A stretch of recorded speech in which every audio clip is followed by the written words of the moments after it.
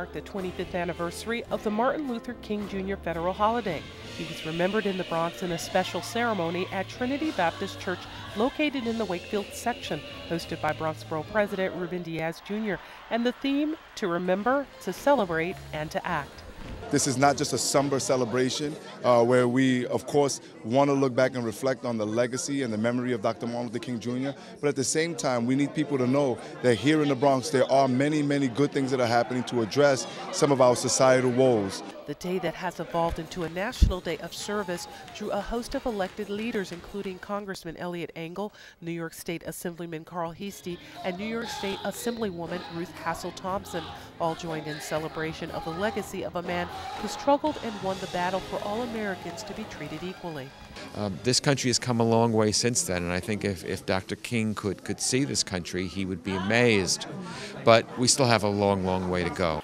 I stand on his shoulders as a new legislator, as a young African-American leader in my community, making sure that I set an example of leadership for my fellow Bronxites, my fellow New Yorkers, and making sure that we continue to have tolerance and acceptance of others. The keynote speaker, Reverend David Kelly, called on those gathered to work as one. We ought to be working hard together.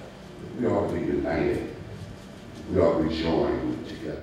Joining the celebration, Congressman Charles Schumer, who decried the fatal shooting in Arizona as one that did not have to happen. He promised to speed the passage of legislation that would require agencies to share key information that Schumer says might help to save lives. There's a law in the books that if it were enforced, said that Jared Lochner shouldn't have gotten a gun because he was a drug abuser, mentally unstable, and that law is not enforced. No matter the person's age or their walk of life, everyone appreciated the opportunity to reflect on the life of King Jr. It doesn't matter what color you are. What matters? If you just learn. Trinity Baptist Church keeping the legacy of Dr. King alive each year. While decades have passed since he was here working on civil rights, his dream that everyone thrive in this American democracy continues to this day. For BronxNet, this is Arlene Makoko.